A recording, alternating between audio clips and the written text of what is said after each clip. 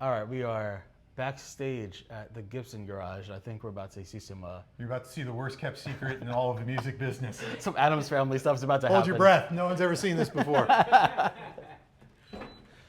The vault. Oh my God, I love it. Get in there. Good God.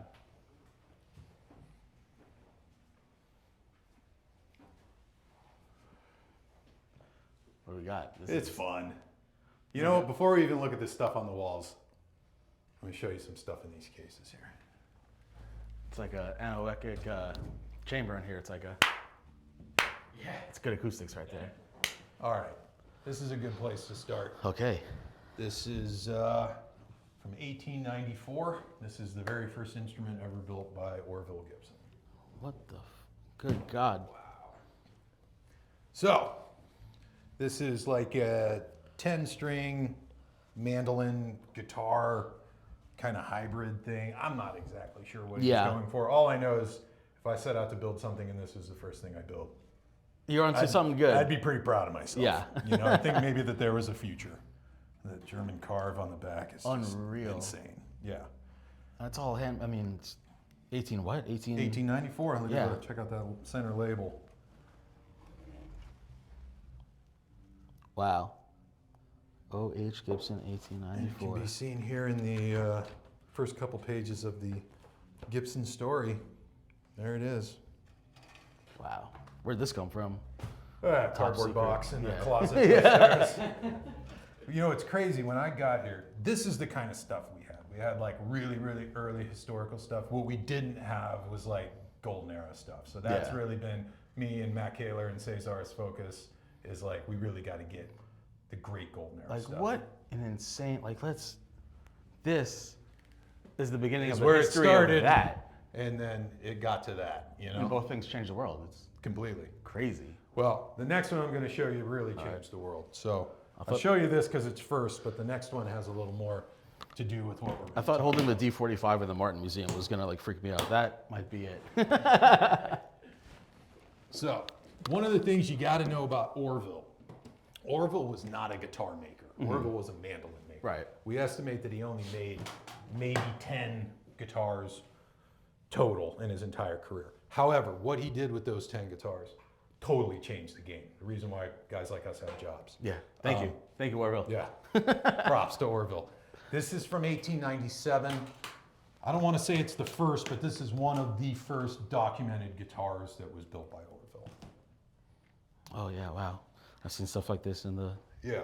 museums and books, yeah. To really understand how revolutionary this guitar is, you really got to go back a little bit further to Martin guitars, because Martin does predate us by 60 years, 1833.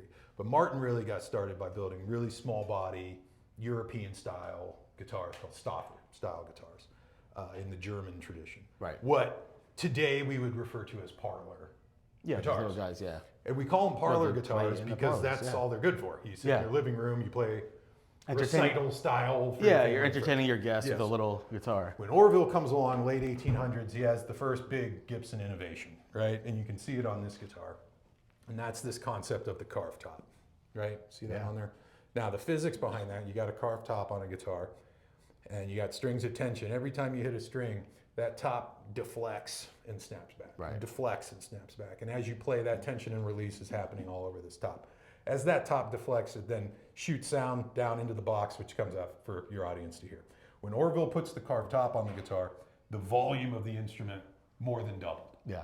And for the first time ever, guitars left the parlor and guitars went on stage. Yeah. You start to see the archtops on stage, jazz At this bands point, and stuff.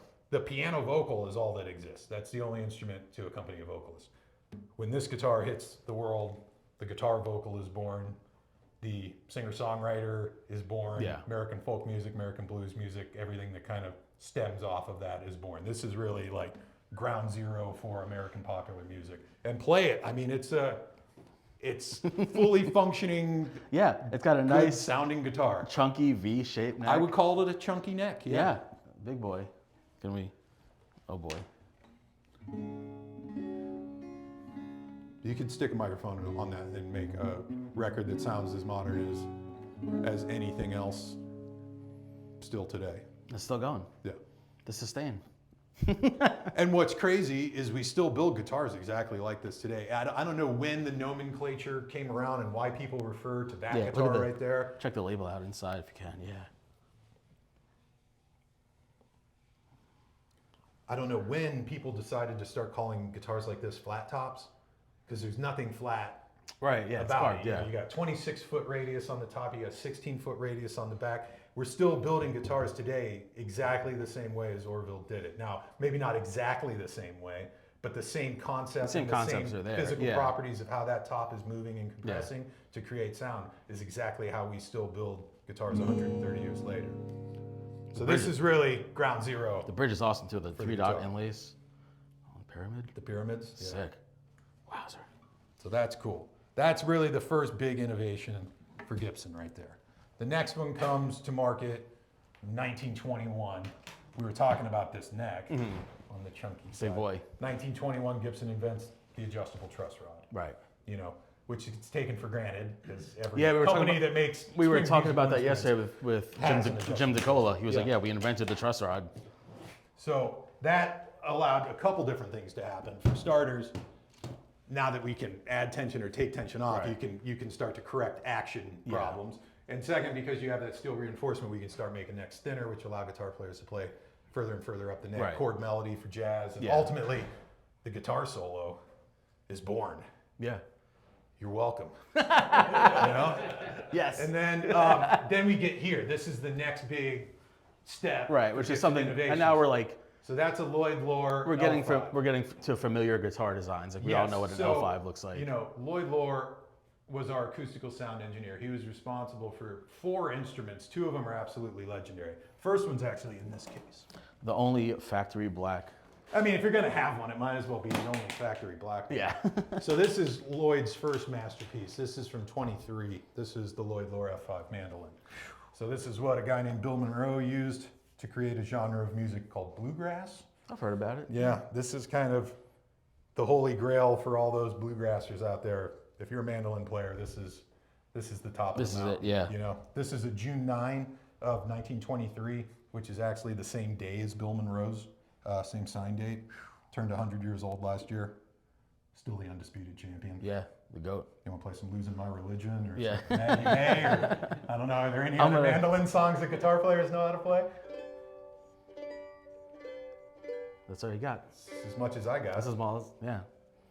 But That's it, yeah. so that's the F5. That's the first big guy. The next major one for Lloyd was the And L5s. just like looking at like the scroll, like it's all, To be able to carve that by hand, it's insane. bind it, Yeah. but not only that, but to do it from the front and the back and have everything, like the amount of craftsmanship it takes to build one of these is like so exponentially greater than what Yeah. it takes to We build watched- like a solid body. We watched one of the binding workers yesterday at USA, and it was just like on a Les Paul. On a it's Les hard Paul, enough. it's impressive. You talk about getting inside with, and it's multi-ply. It's 3 plies of binding that have to bend Yeah. and get in there and meet up, and like it's an insane 100 years ago. amount of craftsmanship to Yeah. think this was done 100 years ago. To think it could Incredible. even still be done today is, Yeah. you know, it's impressive. Very cool. So F5, L5.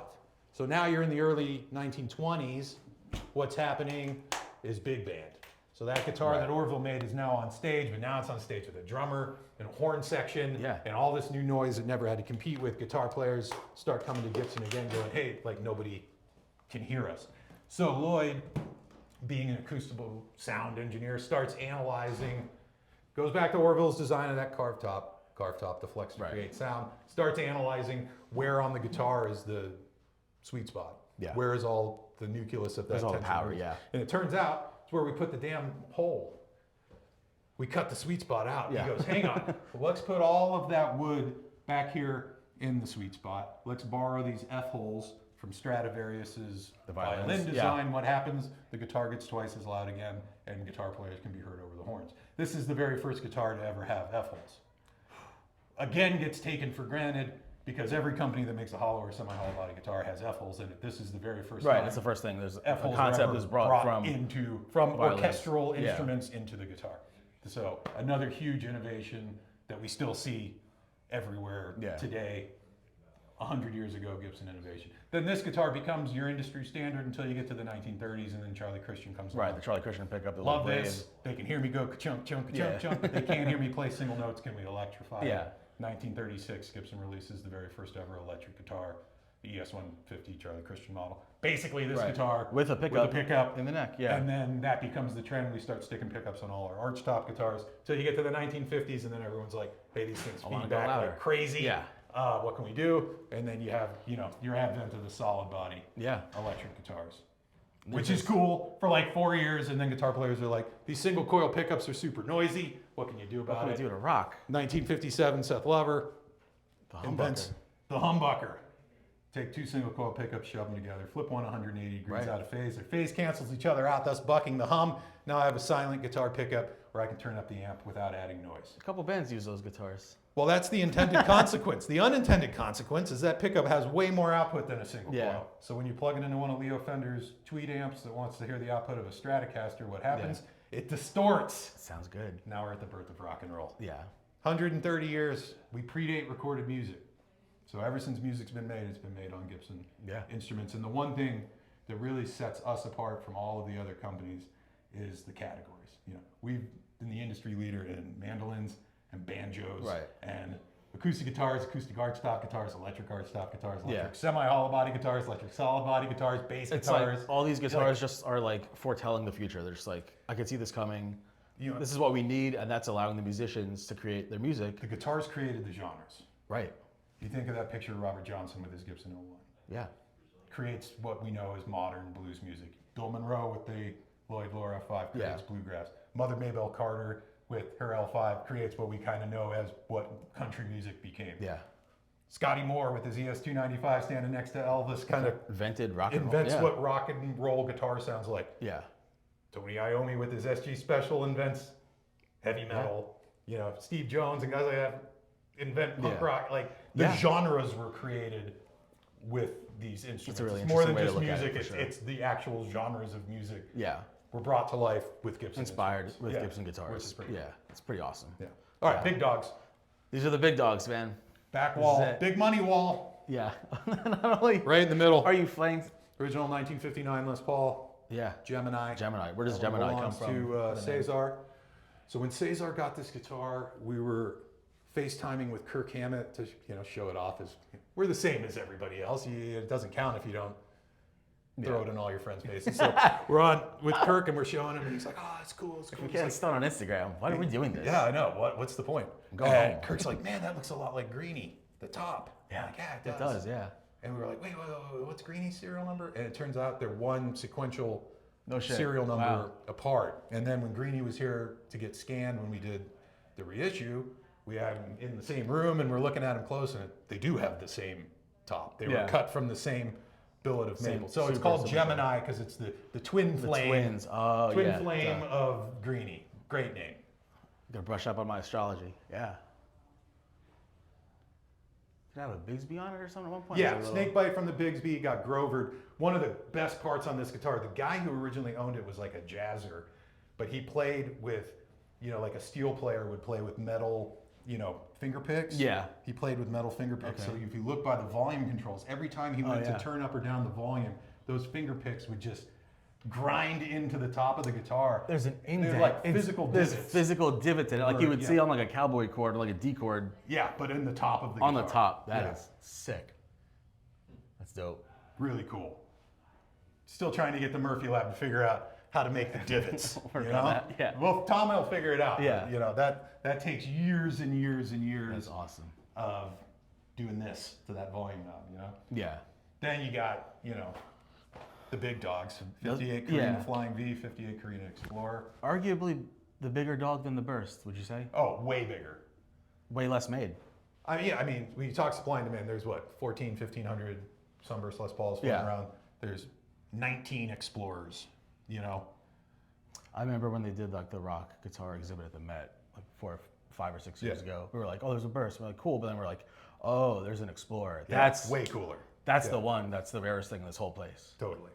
They're unicorns. It's one of those guitars that, Yeah. like, I don't care how much money you have. And Rick Nielsen had 2 of them. 3 of them. Yeah. man, to be a rock star in the 70s must have been awesome. When like nobody, it's like, how much is it? $4,000? Oh, okay.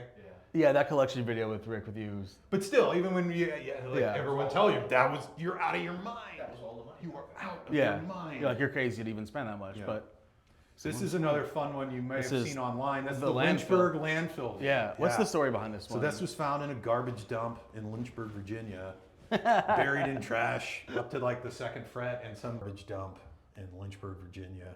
Someone was just like, I'm good. I don't want it anymore. What is this goofy shaped thing? Throw it away.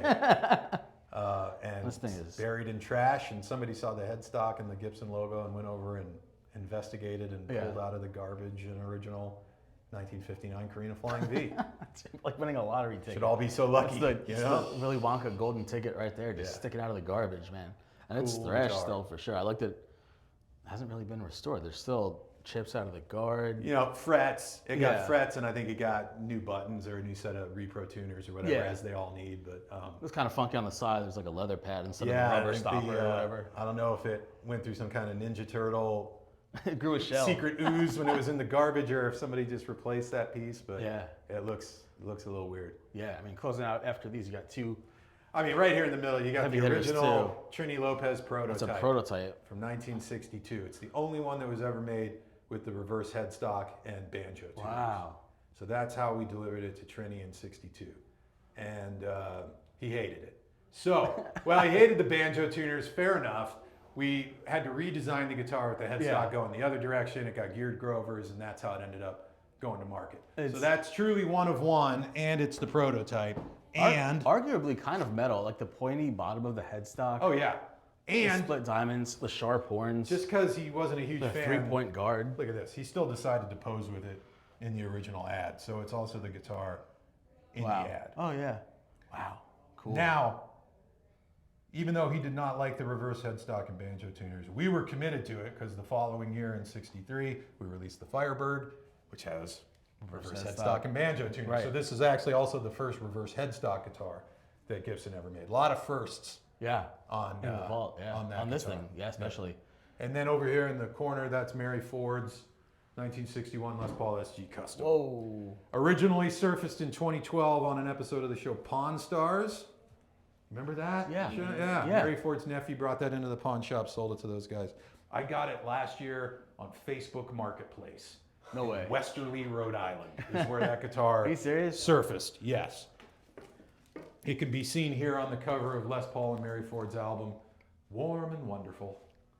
And there it is. My favorite part. This was worth the whole price of admission. Hang on, let me get over here. On the back, still has a piece of handwritten set list. I love taped it. To the back of it. That's worth the price of admission right there. From the last show Mary played with it. Preserving that piece of paper. That's awesome. Is life's work. So that's really fun. Another lady guitar. 2 lady guitars in the vault. Over in the corner over there. That's from 1938 Advanced Jumbo. That belonged to, where's my photo? That belonged to this lady right here. Helen Diller. Helen Diller. She was a country singer from Kansas City, I believe. 1939, Helen's at the World's Fair, and they're doing demonstrations of this cutting-edge new technology called television. And they never had somebody sing a song, so they're like, will you come up and sing a song during the demonstration? She's like, sure. So that's the first guitar that was ever played on television. That's incredible. And then in the middle, that's the big dog. That's the granddaddy of pre-war Gibson acoustics. That's the GOAT. Rosewood SJ-200. If you were hot shit, singing cowboy, Western film star in the 1930s, you either played a Martin D45 or you played one of these. Or if you're Gene Autry, you had one of each with your name inlaid on it and all that cowboy shit, you know? It's the only way to go. We only made that guitar from 1937 to 1941. It gets discontinued during World War II. We bring 200s back in 1948, and that's when we start making them with maple back and sides, which is how we still make them 75 years later. So there's only about 100, roughly, probably a few less, of these original Rosewood ones. I actually sold this guitar when I was at Norman's Rare Guitars. We bought 5 of these out of this one guy's collection. This was the nicest one of the 5. I sold it to a friend of mine, and when he was here taking the vault tour, he kind of liked the idea of it being back and back it sold home. it back to me. So I've had this a couple of times now, but I mean, that's Incredible. that's the stuff. Now, what's also really cool are these tuners. Have you ever seen these? I have. These are called Kluson Seal Tight tuners. Kluson only made these for about 3 years right before World War II. Never made them again after the war. We only use them on our most expensive stuff. So like your J-200, your Super 400s, a couple of L5s got them. Probably only about 150 guitars total ever made with these tuners. But what's so cool, if you know like Kluson tuners from the 50s, those buttons are going to shrink and brown, and one day they're going to turn to dust in your hands. These buttons are made from fossilized amber, which is the same shit that they found a mosquito in Jurassic Park. But because it's because it's a fossil and it's perpetual, it'll never change shape, it'll never shrink. This guitar is 84 years old. They're still in perfect working order, and they never made them again, which is kind of cool. What's that for? Hanging your hat on when you're on Where stage. you tie the rope. We should bring that back. Where's Helen? Hang on. Yeah. Where did Helen go? Rope. There you go. That's some cowboy shit right there, dude. When you're out on the range, the double hook system to tie some rope on there. Let me get on a grandstand real quick. For all my friends who come in and they're like, can I put a strap pin on my SJ-200? Please don't. Use a rope. Get the hook. Get the hook. Play this. Get the hook. It's probably tuned down like a half step. I don't like to keep full tension, but.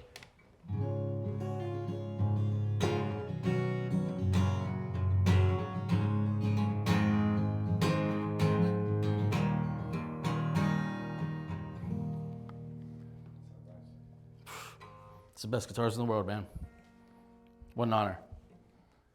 And then so cool. That amp in the corner there, that's Mesa Boogie number 7. That one's known as the King Snake. Belonged to Carlos Santana, who was like our first, major product endorsee.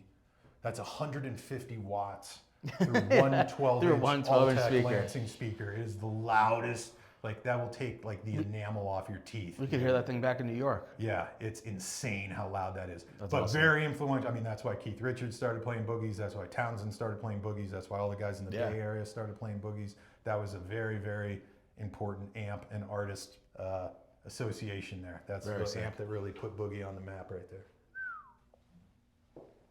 This is a very cool room. Chandeliers from 1959, just to keep it era correct. Big shots. The walls are the mirror. The walls are black leather because I like black leather, Yeah. Pissed off a couple vegans in the company, but I make the design choices, not them. What are you gonna do? And over there, that's Ted McCarty's office amp. That came out of Ted's office in Kalamazoo. That's what all the 1960s prototypes would have been plugged into for the first time. That's probably the first amp that ever heard a Firebird, right there. Yeah. Which is kind of fun. Even tucked into the corner. There's history in here. I mean, come on. Yeah, man. Dude, thank you so much for showing me all this stuff. Fun, man. Absolutely. This is a pleasure. Thank you to everyone at Gibson and Gibson Custom for letting us into the vault. This is it's musical. It's American history right here. This is sick. Thank you. We'll see you soon.